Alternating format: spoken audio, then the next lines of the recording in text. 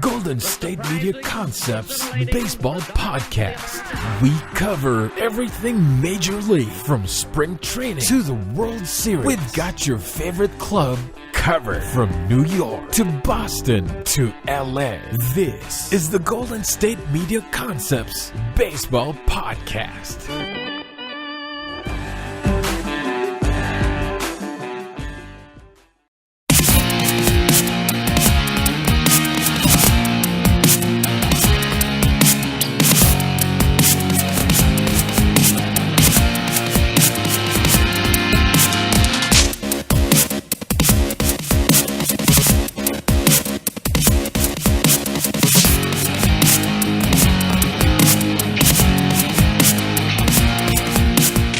Thank you for listening to the Golden State Media Concepts Baseball Podcast, where we discuss everything in the wide world of baseball. My name is Ben. And my name is Jeremiah, like always. And we are here yet again recording another episode of the Baseball Podcast. We have a lot to cover, Jeremiah. You may not think so because the season is over, but we have things like season recaps coming up, awards, got to talk about Game 7 last Wednesday of the World Series. So that's what we're going to be doing here in the show. Talking about Game 7, just how crazy, and I don't know exactly how to put Game 7. I would say historic. How historic that game was.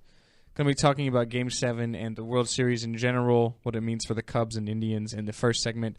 After that, we're going to be talking about some awards. We had our Gold Gloves announced last night. We have the award finalists for Rookie of the Year, Cy Young, MVP.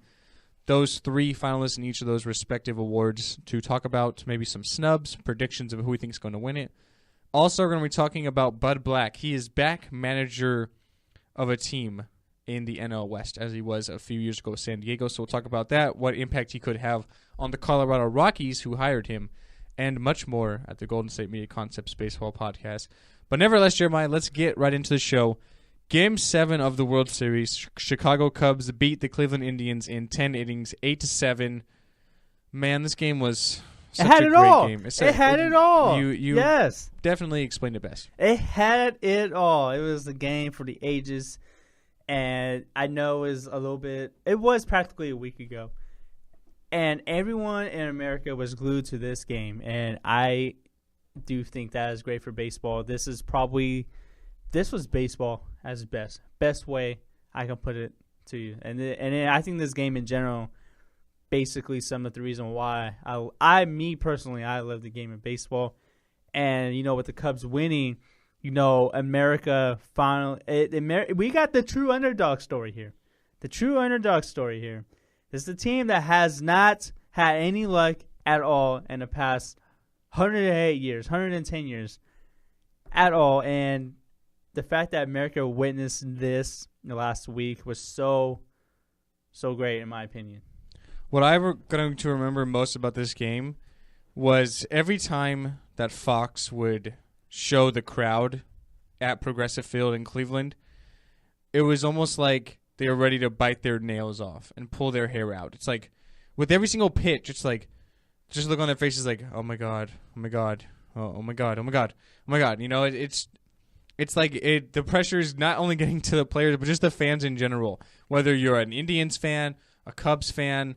I mean, I feel like there were more Cubs fans than Indians fans there almost. But just the pure pressure just on the fans alone was just great. I'm going to remember that most. But definitely a game that was just, as you mentioned, it had everything. Cubs have a 3-run lead in the 8th, and then Rajai Davis hits a 2-run homer to tie it off of Aroldis Chapman, who you could tell was just absolutely gassed from having to pitch the night before. Threw 94 pitches in a span of 4 days, which is the most he's ever done. And then you have a rain delay going into the 10th inning, so you have where you're just building more controversy there. It's like, oh my God, man, I don't know how much longer I can stay up for this, but I have to. Then you have the Cubs scoring 2 in the 10th, the Indians fighting back, getting 1. It's back and forth the whole entire way. Like you said, it had everything, and I guess you can say hats off to the Cubs, no pun intended, for winning the World Series. After 108 years, they had the celebration on Friday, which literally broke records, Jeremiah, okay? I'm not sure if you saw this or not, but it was estimated that about 5 million people were at the World Series parade for the Cubs on Friday, which is the largest gathering in the history of the United States. And the sixth highest, largest gathering in the world. That is impressive. And that's impressive. And I wish I was in Chicago that night, because I'm telling you right now, that was the most exciting time to be in Chicago, to be a Cubs fan. They finally have something to root for. But there are also some long title droughts after the Cubs win. So, of course, the Cubs did have the longest title drought. It's finally broken. The Arizona Cardinals in the NFL now have the longest drought in sports. And last time they won a championship, 1947. And then the Indians now have the longest in baseball, 1948. Sacramento Kings, where we do our show at, 1951, when they're at Rochester, I think. And the Detroit Lions of the NFL, 1957. So there are some long title droughts. These are some long-suffering fans. But now the Indians now have the longest title drought in baseball. And you got to tip your cap to Theo Epstein. He deserves to be one. I think he deserves kind of Hall of Fame recognition at this point. Definitely. Because he literally broke two of the biggest curses in baseball, the Red Sox and the Chicago Cubs. And I think when the Boston Red Sox did win it, they came back from a 3-0 deficit at one point in the playoffs. Cubs came back from a 3-1 deficit as well. And all I got to say is, it's not a good year to have a 3-1 lead at all. That's the one thing I found really ironic, and I think I touched on it too. If I didn't touch on it with you, I touched on it with Anthony or Alex on the other shows. But the Cavaliers overcame a 3-1 deficit to beat the Warriors in the NBA Finals. Now Cleveland blows a 3-1 lead to the Chicago Cubs in the World Series. The irony there, like, you overcame one 3-1 deficit as a city, and then as a city you blew one. Just kind of that irony there I thought was pretty ironic. I know, and then at Wrigley Field they had the they had a sequence of words and it said Cleveland blew a 3-1 lead. I don't know. It wasn't as funny as I think people thought it was, but the fact that it was written in Wrigley Field, it's kind of karma. It's karma. I guess so. You had Draymond Green of the Warriors tweeting after the game like, "Man, 3-1 sucks." You know, just kind of throwing some shade at the city of Cleveland, the Cavaliers, because LeBron was in attendance for Game 7, and when Rajay Davis hit that home run in the 8th inning, he was going absolutely berserk. Yeah. So I guess he's kind of throwing some shit at LeBron there, Draymond. But anyways, the Cubs, and I mean, the Cubs are just such a young team. They're already favorites, according to many pollsters in Vegas, to repeat as champions. The Indians are right there as well with being such a young team. So, I mean, it's not like this is just a one-year thing with the Cubs. They're going to have Kyle Schwarber back playing in the outfield next year. They have to worry about Dexter Fowler, the center fielder, who actually led off Game 7 with a home run. He actually is about to opt out of his contract, so he's going to test the free agent market, which is good for him because it's a pretty weak free agent class this year. But, did you happen to see the Cubs on the Saturday Night Live? They had Anthony Rizzo, David Ross, and Dexter Fowler, and they had Bill Murray on there singing "Go Cubs Go" on the Weekend Update segment. I thought that was pretty cool. Man, the shine that the Cubs have gotten is pretty cool, and I've never seen so much national recognition for a baseball team in quite a long time like this. Definitely. I think it's really good for the game because you have to look at the game of baseball, a much older demographic as opposed to other sports.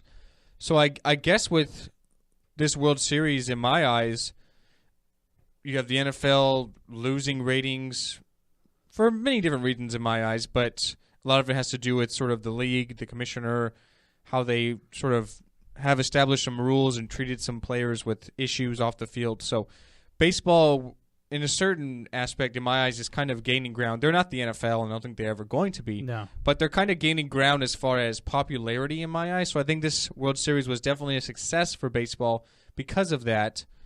And maybe it's something that they can kind of grow on within the next few years and edge the gap, I would say. I think that's the best way to put it. Yeah, and I do think this is the start of a dynasty for Chicago Cubs. This team is young. This is the start of a dynasty. I can see this team win at least 3 more titles before the decade is over. I can really see it. So you're saying 3 in the next 4? I think it could happen. This team is young.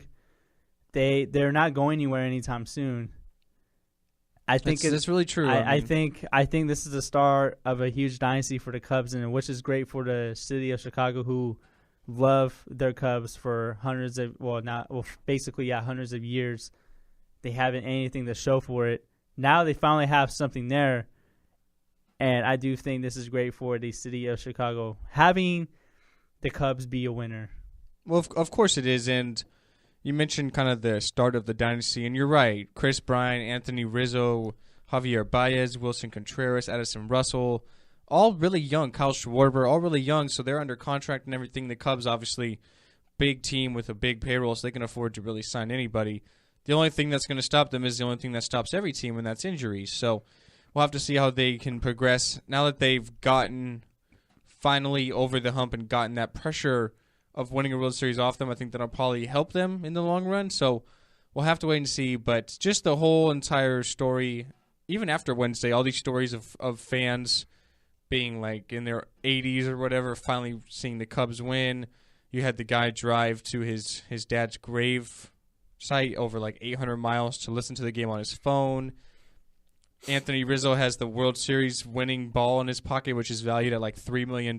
So a lot of great stories coming out of the World Series for the Cubs. And like I said, my hat goes off to them. I thought they were the best team all year, so they probably should have won. I realized I picked Cleveland in Game 7 because I said Cleveland in 7 to start the series, so I stuck with that. But I honestly thought the Cubs were going to win the game, so I was not surprised that I saw them win. And just congratulations to Theo Epstein, all the Cubs players, and everyone involved, Joe Madden, the city. Hopefully they can build on this and keep pushing forward.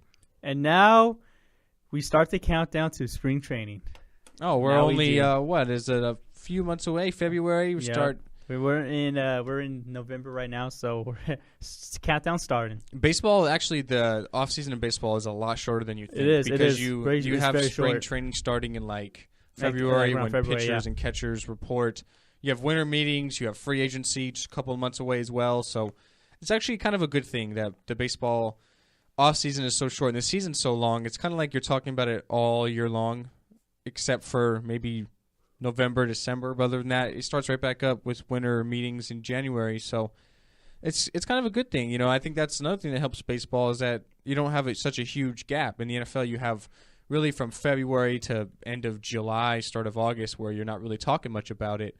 Basketball, you have till June, till maybe October. It's probably the second shortest off season, NBA for that matter, because the NBA season just came back like that. Right. Yeah. But yeah, we start the countdown. All right, man. So that's going to take us into our first break. Obviously, congrats to the Cubs, 2016 World Series champs after a 108-year drought. But after that, we're going to be talking about the Gold Glove winners in the American League and the National League, which were revealed yesterday, as well as the award finalists for the Cy Young, Rookie of the Year, and MVP in both leagues. So we'll talk about that right after the break here at the Golden State Media Concepts Baseball Podcast.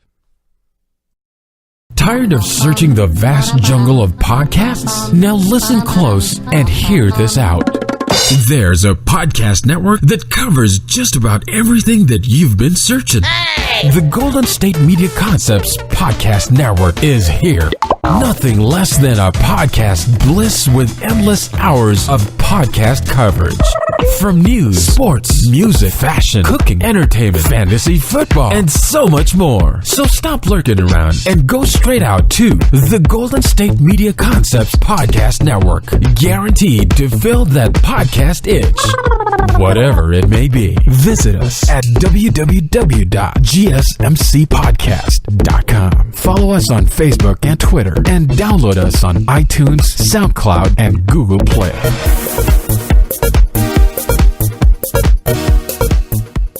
And welcome back to the Golden State Media Concepts Baseball Podcast. We talked about the Game 7 of the World Series in the first segment, and still can't believe it was just a week ago. What a game. Game for the ages. Hopefully we get something like that next year, this time.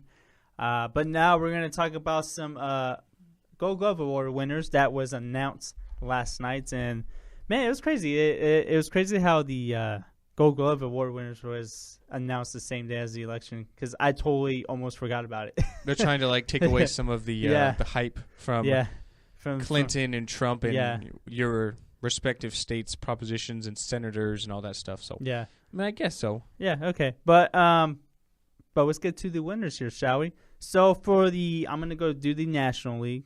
Ben will do the American League. And for pitcher, Gold Glove winner, Zach Greinke. That's his third career of all time. Catcher, we have a new Gold Glove winner. First time since, for 8 years. Buster Posey, San Francisco Giants, snapped Yadier Molina's 8-year run as the top NL catcher. And I'm actually not surprised. I've been saying, Buster Posey, is the best catcher offensively and defensively, even though he kind of had down there offensively. This award kind of proves that. So yeah, Molina's been dealing with some injuries this year, getting a little older. So for Posey, this is like the one thing that he hadn't had on his legacy. You have Rookie of the Year, MVP, World Series titles. Now you add Gold Glove. It's like, what hasn't this guy done? And the answer is literally nothing. So the answer, I think, the next stop for Posey, I know it's kind of early, but I think he might be going towards Hall of Fame status soon. He's still relatively young. It seems like Posey, he's like his mid to late 20s, but it seems like we've been talking about Posey for like a decade now. You'd think he'd be like 30, 35 years old, but he's not even in his 30s yet. Exactly. So that's amazing. Yeah, I mean, I think you're right. That's amazing. I think he's heading towards that way. I'm not saying he's a Hall of Famer or not, but he's definitely heading towards Cooperstown. He's in the right direction. Yeah. And we got a couple Cubbies here. First one is Anthony Rizzo for the first base. That's his first career. We got another San Francisco Giants player, Joe Panik, first career at second base. Then we got Nolan Ariando for the Rockies. That's his fourth career.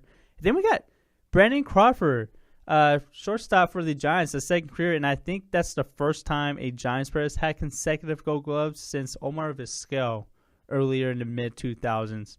Then we go to the outfield here. Starling Marte, who's had a really great season for the Pirates. Second career Gold Glove in the left field. For center field, we got Ender Inciarte from the Braves. That's his first career. It's good to see the Braves actually do something right this year. Yeah. This year, not too much going right for them. There wasn't too much to cheer about. And if you're in Atlanta, I think the only thing you're cheering about is the Falcons. But that's for the football show. And for the right field, we got another Cubs player, Jason Hayward. That's his fourth career Gold Glove of all time. Yeah, a great defensive player out there in right field and for the Cubs as well this year. All right, so for the American League, we have pitcher Dallas Keuchel with his third Gold Glove. He's one of the last few years in a row now, so a great defensive pitcher. Behind the plate is Salvador Perez of the Royals. That's his fourth Gold Glove.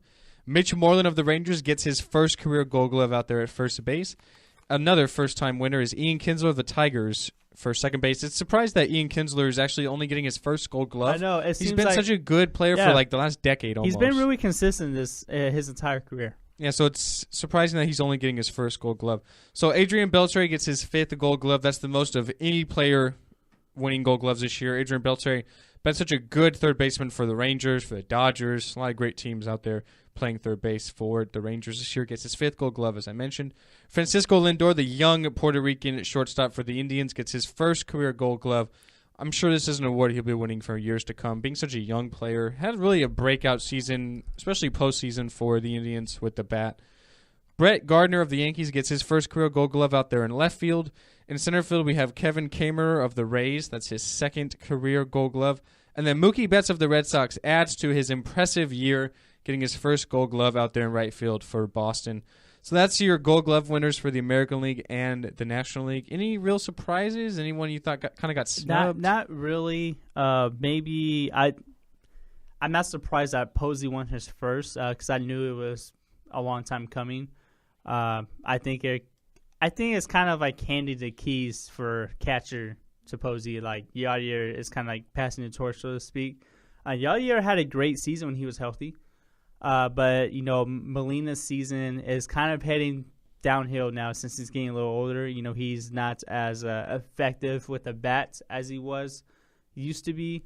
And, Posey, I think now finally has that Gold Glove, and he can finally say he's the best all-around catcher in all of baseball now. So I wouldn't say there's any real surprises. No, there's really not. I guess you can – I'm not going to say this, but you can maybe see there's a little bit of bias with the Giants and the Cubs winning so many of these awards. But obviously they're great players, so not really surprised, but a couple of them like first-time winners. So Paul Goldschmidt's a former Gold Glove winner. Maybe you would go with him with the Diamondbacks, but with the season the Cubs had, I'm not surprised that they went with Rizzo. Such a good team, 103 wins in the regular season.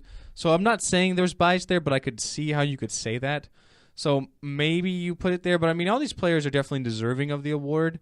So I don't think you can really pinpoint anyone that really got snubbed. I think when we look at the award finalists, which we're going to do in just a second, I think there's some definite people that got snubbed, and we'll talk about that.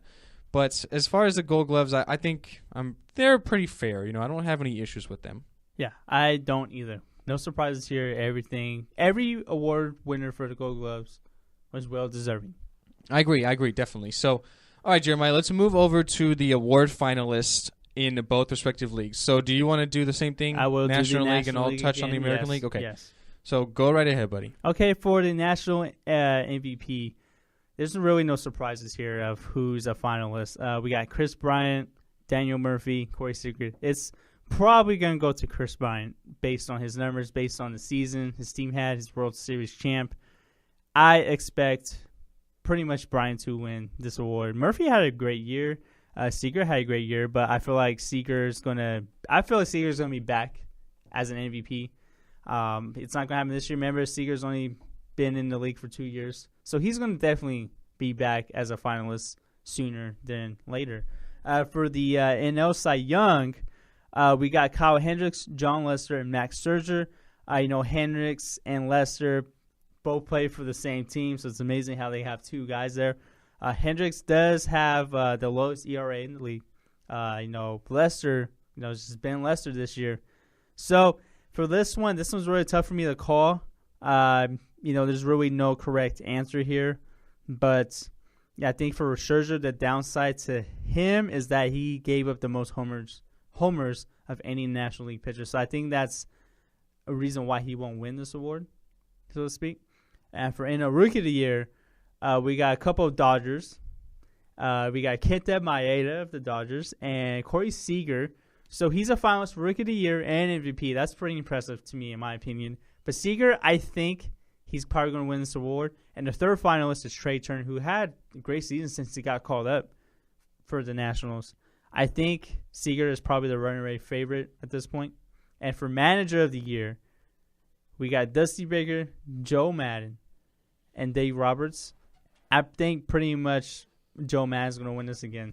Really? You think so? I would lean towards Dave Roberts, having to battle all the injuries. You lose Clayton Kershaw, but yet you play even better without him. It's definitely going to be between Madden and Roberts, because Roberts managed beautifully for the Dodgers, especially with all the injuries and all that. But I think those are two guys deserving for this award. I realized that Madden led the Cubs to the most wins in baseball, 103. But I would really go with Roberts. You lose Zach Greinke, who you had for the last few years, to free agency. You have to battle missing Kershaw for a couple of months. But like I said, they play even better. Justin Turner, a great year. Corey Seager, great year. Adrian Gonzalez. I would really go with Roberts. But, I mean, we'll have to wait and see. Madden did win it last year, and he was managing the best team this year. So maybe there will be a little bias there. As far as MVP, I think Chris Bryant's definitely the favorite. I don't really give Corey Seager much of a shot in the MVP race, just a rookie. Yeah, I don't either. And I can't give Daniel Murphy a shot either, even though he had an incredible season. Bryant has just been a beast the whole entire year. He's been probably one of the most consistent players in all of baseball. So I would definitely lean towards Bryant, but I feel like Nolan Arenado kind of got left off of this list. He really did. I know there's a little bias because he does play in Colorado where the ball really carries, but if you look at Arenado's numbers compared to Bryant's, who's probably going to win the award in my eyes, more home runs by 2, 31 more RBIs, a little better of an average, 294 as opposed to 292, better slugging percentage. The only difference that Bryant has over Arenado is his wins above replacement is a 7.7 as opposed to a 6.5. So I realize there's a little bias because of where he's playing in that home ballpark, but I think Arenado had a fantastic year, Gold Glove winner as well. So I'm kind of surprised he got left off of this list, honestly. He had an incredible year. Arenado has been one of the most dangerous hitters for the past 3 years. So, yeah, he will be there one day. I think the fact that his team wasn't good is the reason why he was there, but you got to look at the numbers. Look at Bryce Harper last year. Great season. His team wasn't anywhere close to where it was this year. That's really true. And as far as the Cy Young, I would lean towards Kyle Hendricks as well. There might be a little difference because his road numbers were so much worse than his home numbers, and Lester had a pretty good year as well. But I think I'd probably go with Hendricks. I think he was probably the more consistent player. 2.13 ERA, which was the lowest in the majors, 16 wins, 8 losses. So I'd probably lean towards Kyle Hendricks. Yeah, but it'll really just be between him and Lester. I don't give Scherzer a shot. I don't give him a shot either because he has given up the most homers of any pitcher. So I can't give him a shot. For Rookie of the Year, Corey Seager's a runaway favorite in this. He's been there all year long. He's in the MVP conversation. That should tell you alone how good he's been. Yeah, this is literally the lock of the awards in my eyes. He's going to win the Rookie of the Year. Okay, so let's move over to the American League side. So for the American League MVP, our 3 finalists are Jose Altuve, the second baseman of the Astros, Mookie Betts, the Gold Glove winning right fielder for the Boston Red Sox, and Mike Trout, just the model of consistency out there in outfield for the Angels. When you look at the Cy Young Award winner for the American League, 3 names who don't really stand out, but Rick Porcello for the Red Sox, Corey Kluber of the Indians, who's a former Cy Young Award winner, as well as the last guy on this list, and really the big surprise in my eyes, Justin Verlander, the former MVP and Cy Young Award winner in 2011, the 3 finalists for the American League Cy Young Award winner. So when you look at the Rookie of the Year and the managers, so we'll start with the managers first. So it's Jeff Bannister of the Rangers, Terry Francona of the world champion runner-up Indians, and Buck Showalter of the Orioles. And when you look at the Rookie of the Year for the American League, you have Michael Fulmer, the pitcher for the Tigers. You have Tyler Naquin of the Indians, and Gary Sanchez, the young up-and-coming catcher for the New York Yankees. So when I look at these awards, honestly, MVP, I'm leaning towards Jose Altuve. Best year all around. He even added some home runs this year, second in the majors and stolen bases with 30. He hit 338. He kind of fell off at the end, but he was hitting so well all year. So I definitely lean towards Altuve over Betts and Trout, who are good enough players. I don't feel like there's anyone that got snubbed on that list, so I would definitely lean that way. With the Cy Young Award winner, I guess you have to give it to Rick Porcello by default. I don't think he had necessarily a stellar season. You look at his record with 22 wins, and that really stands out.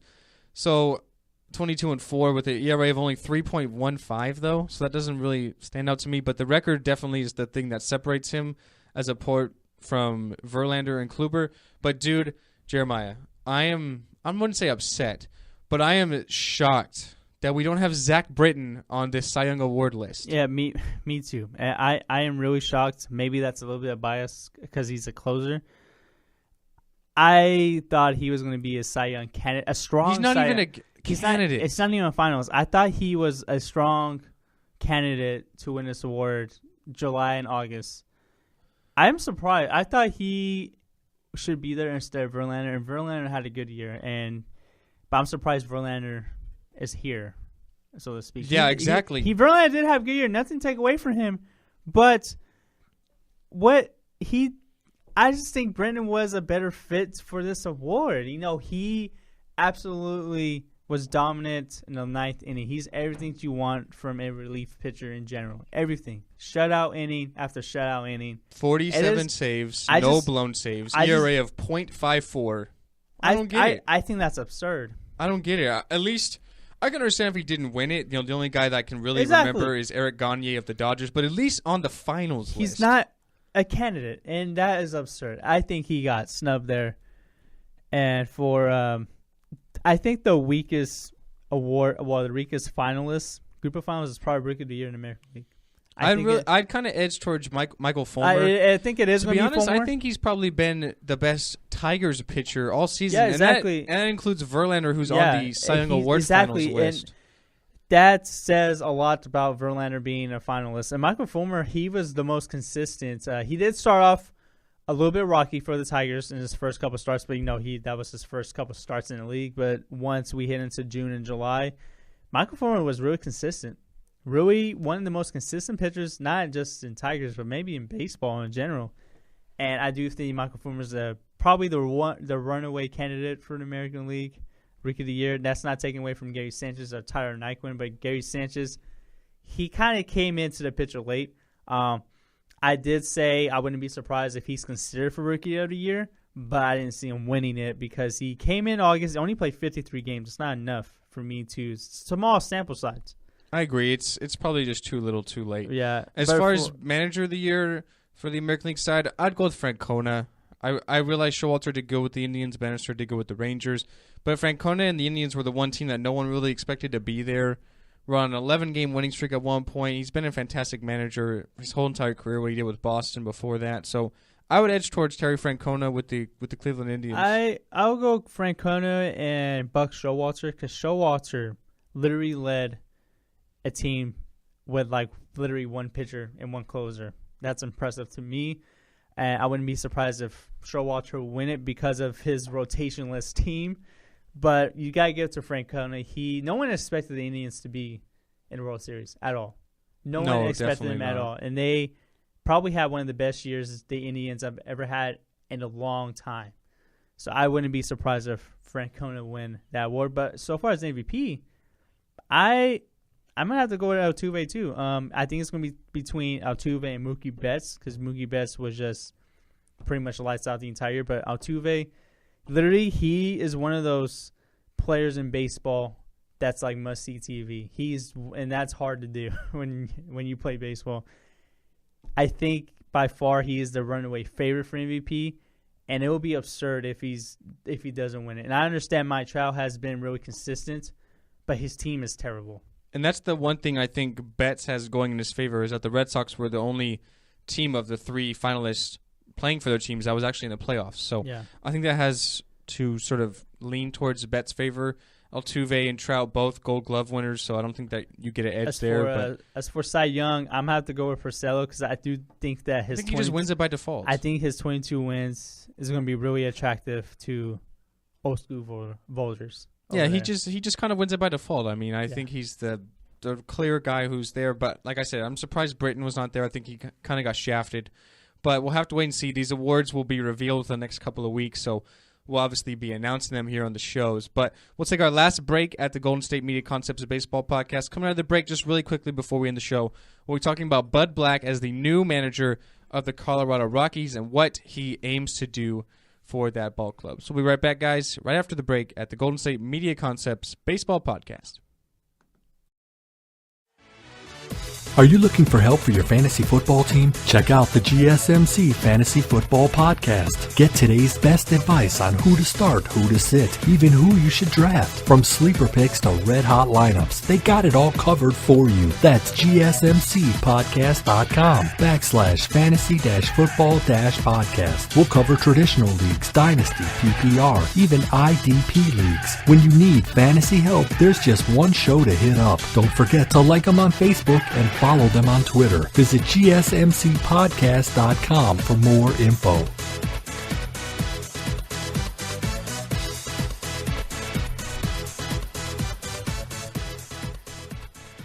We are back here at the Golden State Media Concepts, and Bud is back in black as he's managing the Colorado Rockies. He was hired just over the weekend as the new manager for the team after his spell with the San Diego Padres. He did manage the Padres into a 2010 actually division crown, got them into the playoffs after a good season, but hasn't really done much other than that. He's been fired a couple of years now. But I think they really brought him in for his edge in the pitching aspect. A good sort of pitching manager can kind of rally the troops and get some pitching out of it because there's no problem with the Rockies offense. We talked about that. Trevor Story, DJ LeMahieu, Nolan Arenado, they can hit the ball in that ballpark. The problem is that they can't stop teams from hitting the ball because they don't have strong pitching. Yeah, they only have really they have a couple of good young pitchers there. I like John Gray. I do think he has a potential to be an ace in the majors. I like what I saw from Tyler Chatwood. This year he had the best road ERA in the majors. If he just did that at home, we probably could be talking about him as a Cy Young candidate. Who knows? And Chad Bettis and Tyler Anderson, they improved a lot from what I've seen last year. And I liked what I've seen from this young Rockies pitching rotation. But like you said, they pitch in a hitter-friendly ballpark where it's pretty hard to do. The fact that they have Bud Black, who is kind of like who kind of brings a little bit of expertise to the pitching position, I think it's really good because we know we can hit. We know they can hit the ball. Nolan Arenado was an MVP candidate in our eyes, and we both thought that was a snub. They got DJ LeMahieu, Charlie Blackmon. They have a good group of hitters there. And if they just happen to get their pitching that's on the same level, I think they can be a surefire playoff team in the next couple of years. So it's going to take some time. It's going to be a process, but I do think the Rockies are kind of heading in the right direction with this move. And I agree. Yeah, I agree. I think it's a smart move. Like you said, we've said it already. You already have the hitting. Now you have to add the pitching. Bud Black was the 2010 Manager of the Year in the National League with the Padres. He was maybe going to be managing the Nationals prior to last year, but he turned the offer down because he felt like they kind of lowballed him on money-wise, which I guess you can kind of take into consideration. But if you're not even a manager, man, you'd think you'd want to take whatever offer you can. But especially for a team like the Nationals. And something I want to point out, Bud Black is inheriting the batting champion, DJ LeMahieu, Nolan Arenado, Trevor Story, Carlos Gonzalez, Charlie Blackmon. That is he's walking into a great situation. You got to love being Bud Black right now. He is walking to a really great situation. It's just, you need John Gray, Tyler Chatwood, and the rest of that rotation to catch up. I do think they have a good core of guys there. It's just a matter of time of putting it all together, pitching at home. Because John Gray has multiple games of more than 10 strikeouts this year. And the Rockies weren't terrible this year. They were 75 and 87, which obviously is not great, but it's only 12 games under 500, so it's not like they're literally winning 50 games, you know what I mean? So they're not terrible. They just need to kind of turn it around. The Rockies did announce in early October that their former manager, Walt White, will not be returning as their manager. Obviously, now they have hired his replacement, which I think is good. You get him a lot of time to sort of build up, try and bring in some free agents, start with spring training, a fresh start for Black. There's actually no other manager opening in baseball right now, unless obviously a team does fire their manager within the next couple of months. But so I guess it makes sense. He was really, I guess, the only sought-after free agent manager, no other opening, so Colorado could maybe take their time, work out the best possible situation, which they feel like is Bud Black. So we'll have to wait and see how it goes for them. Yeah, and they're also in a tough division in the National League. The National League was when you have the Giants and Dodgers consistently playing playoff-bound baseball past decade. So but Black has familiarity managing the Padres for 9 years. And that's why I think this is a good move. He knows this division. He knows how all these teams work. And he does have a Manager of the Year award behind him. He led San Diego to a really good season that year as well. And San Diego had a couple good years when he was there. So I do think there's potential here for the Rockies to improve this season and the next season after that. I definitely agree. I think they have all the pieces except for that pitching rotation, which Black is obviously brought in to try and improve. So I think it's a good move for the Rockies, for Bud Black. Congrats to having another job and managing. Hopefully it works out better than it did in San Diego. But a 9-year spell is not a bad tenure there. It's kind of long, almost a decade. So with that being said, buddy, I think that will probably end our show for this week. We'll be back next week on Wednesday, as we are right now, talking about more stuff, baseball, awards, anything else that comes up in the wide world of baseball. Tim Tebow getting more walk-off hits, maybe. We'll talk about it. You and your boy. But anyways, that's going to end our show for today. My name is Ben. And I'm Jeremiah. And this is us signing off at the Golden State Media Concepts Baseball Podcast. Although we are in the off-season, that is not a reason to turn away from the show, because we will still be recording every Wednesday. So we will be here every Wednesday, as we hope you will be as well. But with that being said, we'll end the show. Have a good week, guys, and we'll see you next week. Goodbye. You've been listening to the Golden State Media Concepts Baseball Podcast, part of the Golden State Media Concepts Podcast Network. You can find this show and others like it at www.gsmcpodcast.com. Download our podcast on iTunes, Stitcher, SoundCloud, and Google Play. Just type in GSMC to find all the shows from the Golden State Media Concepts Podcast Network, from movies to music, from sports to entertainment, and even weird news. You can also follow us on Twitter and on Facebook. Thank you, and we hope you have enjoyed today's program.